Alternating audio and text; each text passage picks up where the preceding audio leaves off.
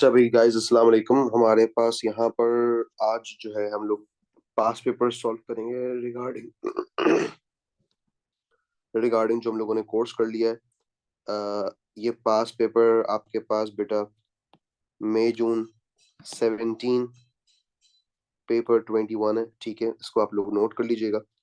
अब आ जाते हैं हम लोग अपने पेपर को सॉल्व करते हैं, और उसमें जो हमारे पास जो क्वेश्चन हमारे कोर्स के अकॉर्डिंग, यानी जितना कोर्स हमने किया हुआ है उसके अकॉर्डिंग हम क्वेश्चन कर सकते हैं, सिर्फ हम उन्हीं को सॉल्व करेंगे। ठीक है, चलें स्टार्ट करते हैं। हमारे पास बेटा सबसे पहला जो क्वेश्चन है, 2A और 2B वो इस वक्त हम लोग नहीं कर सकते, हम लोग डायरेक्ट करेंगे 3A। ठीक है, हमारे पास 3A हमें क्या समझाने की कोशिश कर रहा है question. Explain how equilibrium price and equilibrium quantity change to allocate forces when there is a successful advertising campaign for a normal good. यानी ये बोल रहा है कि किस तरह इक्विलिब्रियम प्राइस और इक्विलिब्रियम क्वांटिटी चेंज होंगे जब रिसोर्स की एलोकेशन इस तरीके से हो कि एक सक्सेसफुल एडवर्टाइजमेंट कैंपेन हो गई है फॉर अ नॉर्मल गुड। ठीक है, अब हमारे पास बेटा फर्स्ट ऑफ ऑल यहाँ पर हमें जो है मैं यहाँ हेडिंग डाल लेता हूँ। ये मेरे पास आ जाएगा 3A। ठीक है, फर्स्ट ऑफ ऑल हमारे पास यहाँ पर जो टर्म है ना, दैट इज इक्विलिब्रियम। तो सबसे पहले मुझे यहाँ पर बेसिकली डिफाइन क्या करना है, मुझे यहाँ पर डिफाइन करना है सबसे पहले टर्म इक्विलिब्रियम इटसेल्फ का मतलब क्या होता है। उसके बाद मैं बताऊंगा भाई इक्विलिब्रियम प्राइस की डेफिनेशन। ठीक है, एंड इक्विलिब्रियम क्वांटिटी की डेफिनेशन। जैसे ही मैंने ये बता दी, मैं अपने आंसर को सपोर्ट करने के लिए एक जनरल इक्विलिब्रियम की डायग्राम बना सकता हूँ। डिमांड और सप्लाई जहाँ इंटरसेक्ट हो रहे हैं, वहां से एक प्राइस डिसाइड हो रही है। ठीक है, उसे इक्विलिब्रियम प्राइस, जो पॉइंट है उसे इक्विलिब्रियम पॉइंट, और जो क्वांटिटी है उसे इक्विलिब्रियम क्वांटिटी कहते हैं। ठीक है, ये बात हो रही बेसिकली एक नॉर्मल गुड के लिए। ठीक है ना, तो हमारे पास एक्सेस पे हमने मेंशन कर दिया प्राइस एंड क्वांटिटी। ठीक है, अब हम एग्जामिनर को बताएंगे कि market of normal good. Example let's say for example एक आ गई लग्जरी कार। उस मार्केट ऑफ नॉर्मल गुड जो है उस पे एडवर्टाइजमेंट का इफेक्ट क्या होगा। अगर एडवर्टाइजमेंट हो जाती जो कि सक्सेसफुल भी है, तो उससे डिमांड जो है वो इंक्रीज होगी। तो अब एग्जामिनर को बता देंगे नॉर्मल गुड की, जब आपने एग्जांपल दी आप एक लाइन में बताते भाई नॉर्मल गुड होता क्या है बेसिकली। ठीक है, और एडवर्टाइजमेंट से उसके ऊपर क्या इफेक्ट पड़ेगा। ठीक है, ऑब्वियसली डिमांड बढ़ेगी। अब आप जो है इस चीज की वजह से हमारे पास जो असल चीज है इक्विलिब्रियम प्राइस और इक्विलिब्रियम क्वांटिटी, उस पर क्या इफेक्ट पड़ेगा तो मैं एग्जामिनर को बताऊंगा भाई इक्विलिब्रियम प्राइस की अगर बात करें अभी मुझे नहीं पता इफेक्ट क्या है। इक्विलिब्रियम क्वांटिटी की अगर बात करें मुझे भी पता नहीं है इफेक्ट क्या, तो मैं एक डायग्राम बनाऊंगा। ठीक है, मैं अपने पास इस तरीके से दो एक्सेस प्लॉट कर लूंगा। ठीक है, एक तरफ लिख दूंगा प्राइस ऑफ कार, दूसरी तरफ लिख दिया क्वांटिटी ऑफ कार, क्योंकि मैंने नॉर्मल गुड की बात करनी है।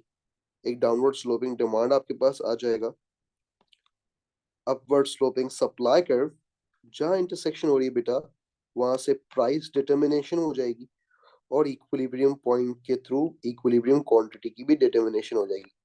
अब हम बताएंगे एग्जामिनर को कि एडवर्टाइजमेंट के इफेक्ट से डिमांड जो है वो इंक्रीज हुई है फ्रॉम डी टू D1, जिसकी वजह से हमारे पास हमारा नया इक्विलिब्रियम जनरेट हो रहा है दैट इज E1, उससे हमारी नई प्राइस जनरेट हो रही है दैट इज P1। तो मैं एग्जामिनर को बताऊंगा कि मेरी जो प्राइस है वो इंक्रीज हो रही है, इक्विलिब्रियम प्राइस चेंज होके वो इंक्रीज हो रही है। और उसके बाद मैं डायग्राम के अंदर कि मेरे पास जो है मेरी क्वांटिटी भी ऑब्वियस है चेंज हो रही है, किस तरीके से चेंज हो रही है ये भी बताना मुझे एग्जामिनर को। तो मैंने जब बताया एग्जामिनर को इक्विलिब्रियम से प्राइस का अब क्वांटिटी का भी बता दूंगा, ये मैंने क्वांटिटी का बता दिया इस तरीके से, दैट इज QT1। एग्जामिनर को बताऊंगा कि क्वांटिटी इक्विलिब्रियम क्वांटिटी है वो भी इंक्रीज हो रही है, ठीक है। कोई इशू है अगर इस डायग्राम में तो बताएं। और इस सवाल में, यहाँ पर आपका ये सवाल सॉल्व हो गया, ठीक है। और आप एंड के अंदर एक्सप्लेन करेंगे डायग्राम किस तरीके से रिसोर्स एलोकेशन चेंज हो रही है, वो आप बता देंगे, आपका काम हो जाएगा। बेटा please be quick and take a screenshot of this question so that we can move forward quickly.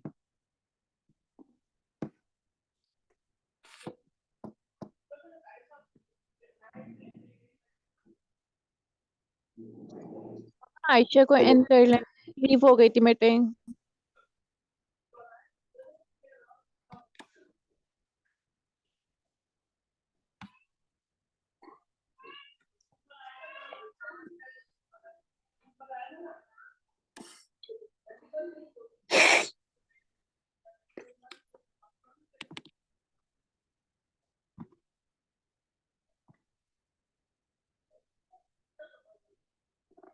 आप लोग इसको स्क्रीनशॉट ले लें ताकि हम अपने अगले क्वेश्चन पे बढ़े। Ayesha in the middle leave हो गई थी बेटा, मुझे बताया आपने कहाँ लीव किया था ताकि मैं आपको दोबारा समझा दूं।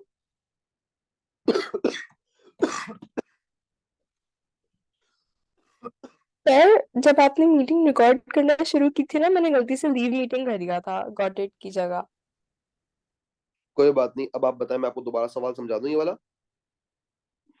थोड़ा सा बताएं ऊपर से। बस हमने इस क्वेश्चन के अंदर, क्वेश्चन बोल रहा है इक्विलिब्रियम प्राइस, इक्विलिब्रियम क्वांटिटी, ठीक है ना। तो पहले उसको डिफाइन कर देंगे, इक्विलिब्रियम एज अ टर्म और इक्विलिब्रियम प्राइस और इक्विलिब्रियम क्वांटिटी का मतलब क्या होता है, और फिर उसको एक डायग्राम से रिप्रेजेंट भी कर देंगे। देन हम आगे बढ़ेंगे अपने क्वेश्चन में कि यार मार्केट फॉर नॉर्मल गुड्स पे एडवर्टाइजमेंट का क्या इफेक्ट पड़ेगा। तो नॉर्मल गुड की एक एग्जांपल देंगे, नॉर्मल गुड को डिफाइन कर देंगे और एडवर्टाइजमेंट की डेफिनेशन देके एडवर्टाइजमेंट का इफेक्ट बताएंगे कि उससे डिमांड इंक्रीज होती है, ठीक है।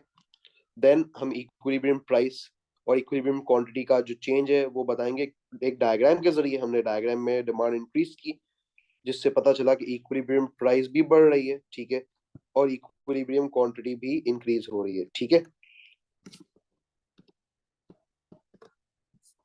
स्क्रीनशॉट ले, अगला क्वेश्चन करते हैं, जल्दी करें बेटा। सर ये कौन सा साल है? ये है मई जून 17 पेपर 21।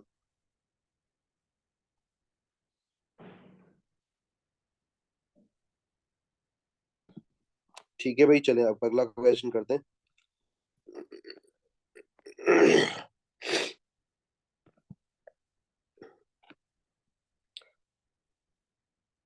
चले आ जाए, अभी हमारे पास अच्छा पेपर है ये। पेपर आप नोट कर लें, मई जून 22, और सॉरी मई जून 17 पेपर 22, वो पेपर 21 था, ये पेपर 22 है। चले अब आ जाए, हमारे पास यहाँ पर सबसे पहले है question number 2A। Explain the role of factor enterprise in allocating resources in a market economy when there is an increase in the demand for a good. Use a diagram to support your answer, ठीक है। तो इस answer को हम लोग जो है, जो हमारे पास जगह अवेलेबल है वहीं पे कर लेंगे, ठीक है।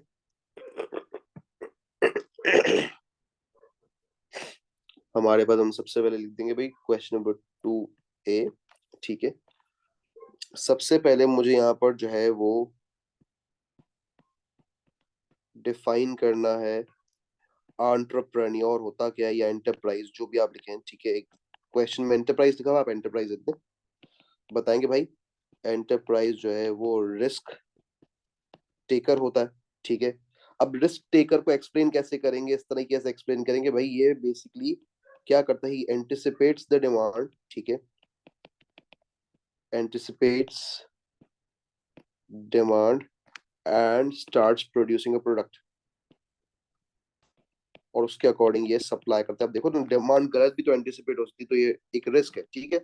दूसरी चीज, रिस्क टेकर के साथ साथ ये क्या करता है, कंबाइन फैक्टर्स ऑफ प्रोडक्शन। अब फैक्टर्स ऑफ प्रोडक्शन को बेसिकली एक इंसान जो है अगर कंबाइन कर रहा है तो भाई उसके पीछे क्या रीजन है, उसके पीछे भाई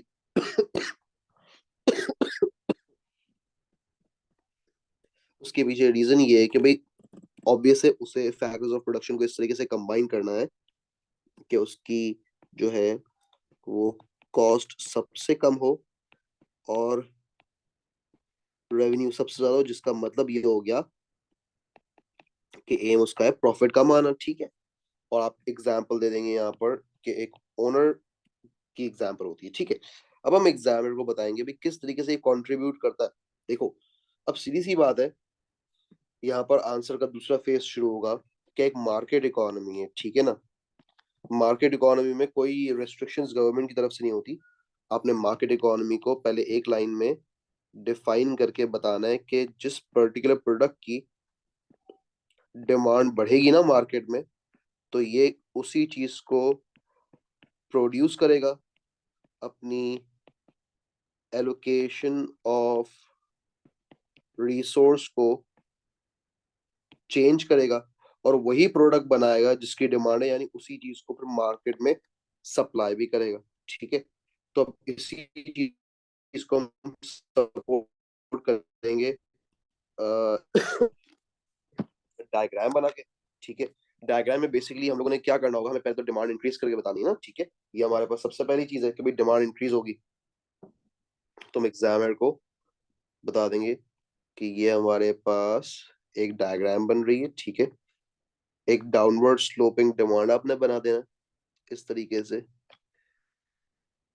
एक अपवर्ड स्लोपिंग सप्लाई, ठीक है।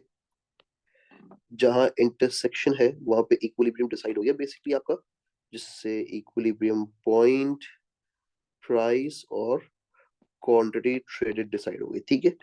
ये आपके पास प्राइस आ गई, ये आपके पास क्वांटिटी ट्रेडेड आ गई। सबसे पहले आप एग्जामिनर को बताएंगे कि अगर डिमांड बढ़ती है किसी प्रोडक्ट की, ठीक है, फ्रॉम डी टू D1, तो हमारे पास ये पॉइंट जनरेट होता है। मगर इसी चीज को देखते हुए प्राइसेस हमें बढ़ती हुई दिखाई दे रही हैं। प्राइस के बढ़ने से सिग्नल मिलेगा प्रोड्यूसर्स को कि अपनी रिसोर्सेज को वहीं डाइवर्ट कर दें जहां प्रॉफिट है। मैं लिख दूंगा भाई, डाइवर्ट रिसोर्स wherever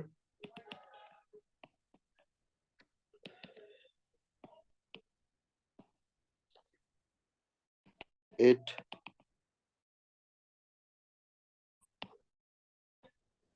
प्रॉफिटेबल से सप्लाई बढ़ेगी। तो बेटा इसी डायग्राम में आप सप्लाई भी बढ़ाकर दिखाएंगे इस तरीके से। ये आपने सप्लाई भी बढ़ा दी S2 S1।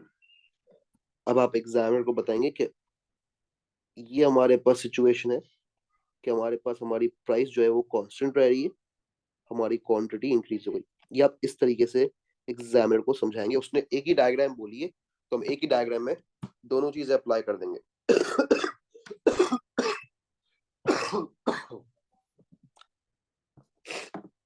I am sorry बेटा फॉर द डिस्ट्रक्शन।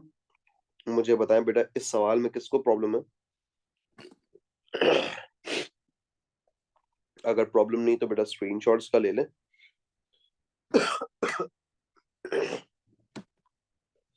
इसके बाद आगे बढ़ते हैं।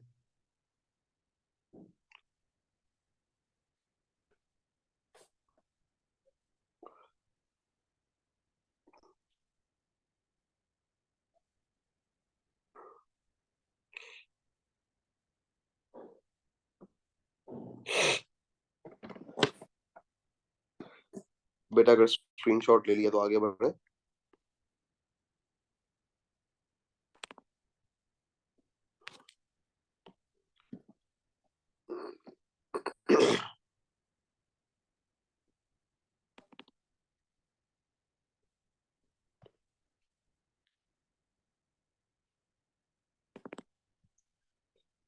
चलिए अब अगला क्वेश्चन देखते हैं।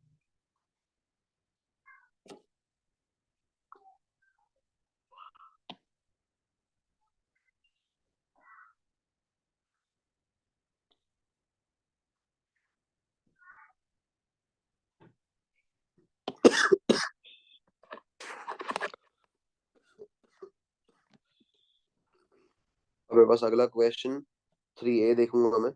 3A मुझे क्या बता रहा है?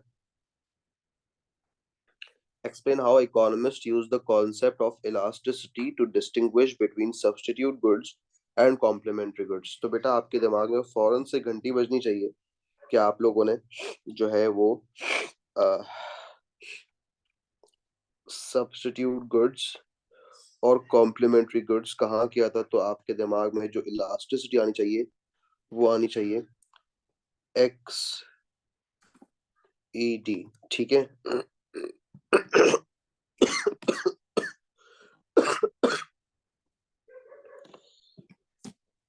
अब हमारे पास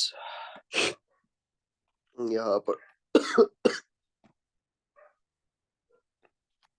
ये है 3A। ठीक है। सबसे पहले आप यहाँ पर जो है वो डिफाइन करेंगे एक्स ई डी को।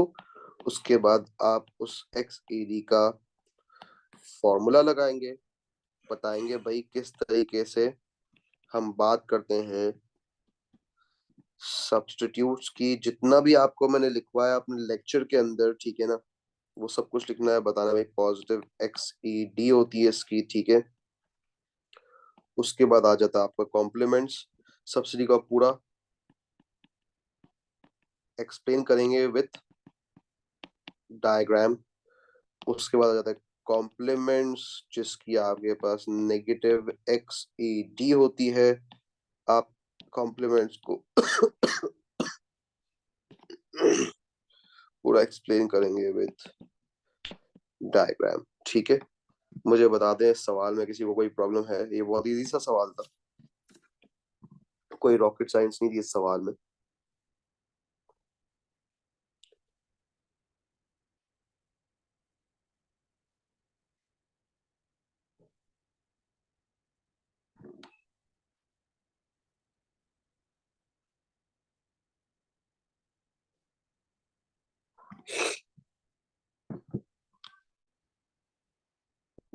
से ये वाला सवाल हमारा कंप्लीट हमारे पास। इसके बाद एक अगला क्वेश्चन आता है। बेटा मुझे कंफर्मेशन दें, शुड आई मूव फॉरवर्ड? चलें आगे बढ़ते हैं। हमारे पास अगला क्वेश्चन है, discuss which measures of different type of elasticity of demand is most useful for business when setting the price for its product। ठीक है। तो ये बहुत आसान सा सवाल है। ठीक है। इसके अंदर आप लोगों ने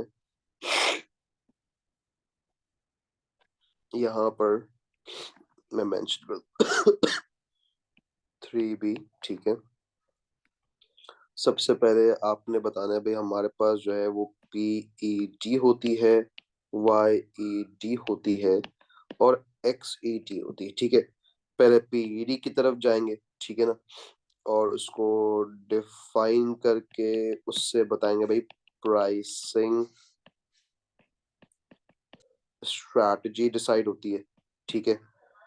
जिसमें हम लोग बात करते हैं टोटल रेवेन्यू को, किस तरह टोटल रेवेन्यू बढ़ाया जाए। यानी अगर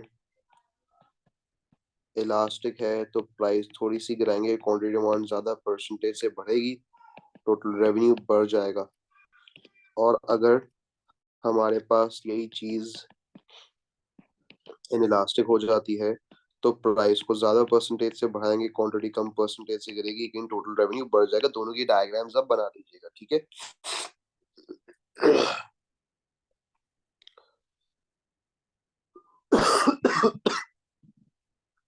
उसके बाद आप बताएंगे एग्जामिनर को कि वाईडी का क्या इफेक्ट होता है। बाय वाईडी का इफेक्ट आप एग्जामिनर को यूजफुलनेस से बताएंगे कि अगर लोगों की इनकम्स जो है वो इंक्रीज हो रही है या डिक्रीज हो रही हैं तो उसके अकॉर्डिंग जो है हमें नॉर्मल या फिर इंफीरियर गुड प्रोड्यूस करना पड़ेगा। ठीक है ना। तो उसके अकॉर्डिंग फिर हम प्राइस भी डिसाइड करेंगे। ठीक है।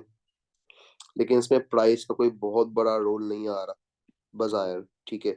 एक्ससीडी की अगर बात कर लें, ठीक है, तो एक्ससीडी के अंदर हम एग्जामिनर को बताएंगे भाई हमें कॉम सब्स्टिट्यूट्स, ठीक है। तो उसके अकॉर्डिंग एग्जामिनर को ये बताएंगे भाई किस तरीके से वो अपने प्राइसेस को चेंज करे। लेट्स से फॉर एग्जांपल अगर एक बंदे का कॉम्प्लीमेंट गुड महंगा हो रहा है तो ऑब्वियसली उसकी डिमांड तो लोग नहीं करेंगे और उसके कॉम्प्लीमेंट को भी छोड़ देंगे। तो फिर उससे देखना चाहिए कि उसका फिर सब्स्टिट्यूट्स किस सब्स्टिट्यूट्स की तरफ जा रहा है। तो फिर मैं उस सब्स्टिट्यूट को बनाना शुरू कर दूं, ठीक है ना, और उसके कॉम्प्लीमेंट्स की तरफ चला जाऊं। ये होता है बेसिकली। अगर सब्स्टिट्यूट्स की बात की जाए तो अगर मेरा कंपेटिटर प्राइस को गिरा रहा है तो मैं भी प्राइस को गिराऊं। मेरा कंपेटिटर बढ़ा रहा है तो मैं उस कंपेटिटर के अकॉर्डिंग प्राइस को इतना बढ़ाऊं कि कम से कम उससे कम हो, तो ही मेरा प्रॉफिट मैक्सिमाइज होगा, ठीक है ना। ये हमारे पास जिस तरीके से होगा।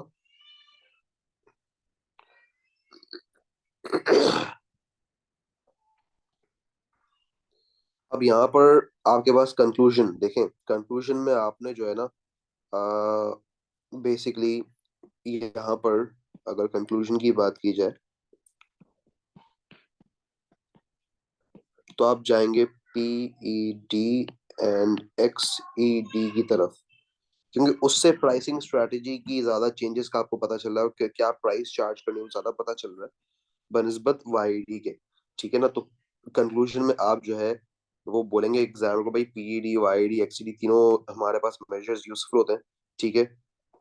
और बिजनेस जाहिर सी बात है उसे तीनों की नॉलेज होनी चाहिए अगर उसे प्रॉफिट कमाना है और अगर उसे किसी भी गुड की प्राइस डिसाइड करनी है। लेकिन उसमें पीईडी और एक्सईडी की इंपॉर्टेंस ज्यादा होती है एज कम्पेयर टू वाईडी, क्योंकि YD is related to incomes as well ना। तो ये हमारे पास इसकी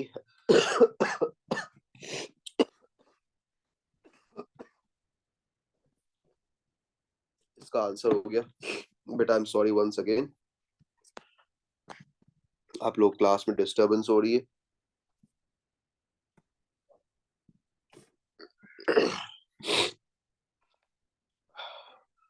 मुझे बताएं किसको प्रॉब्लम है, इसका स्क्रीनशॉट ले लें बेटा।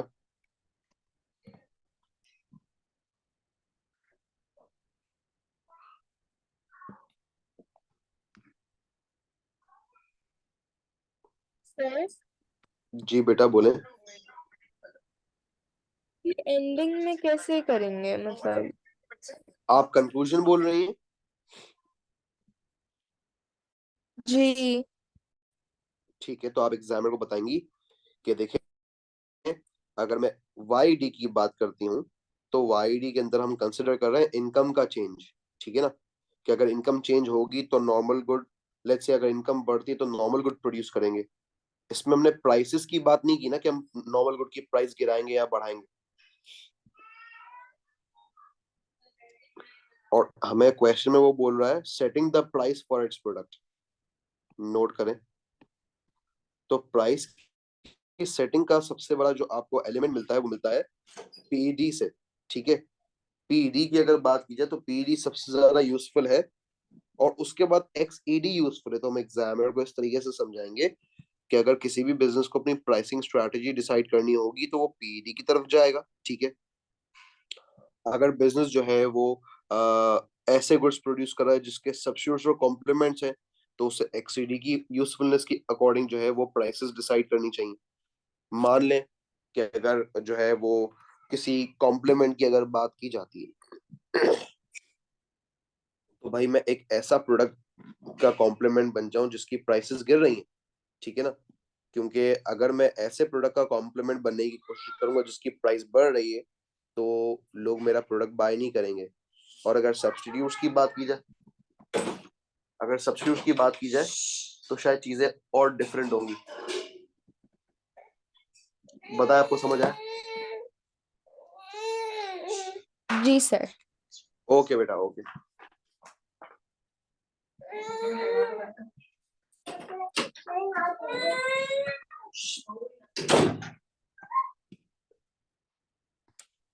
ठीक है बेटा, कोई प्रॉब्लम तो नहीं है?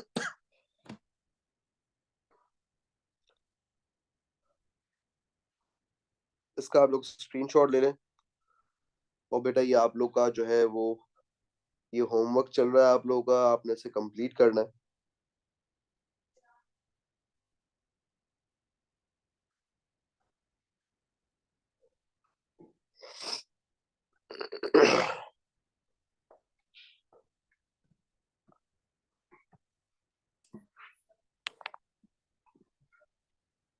So guys, take care. Goodbye.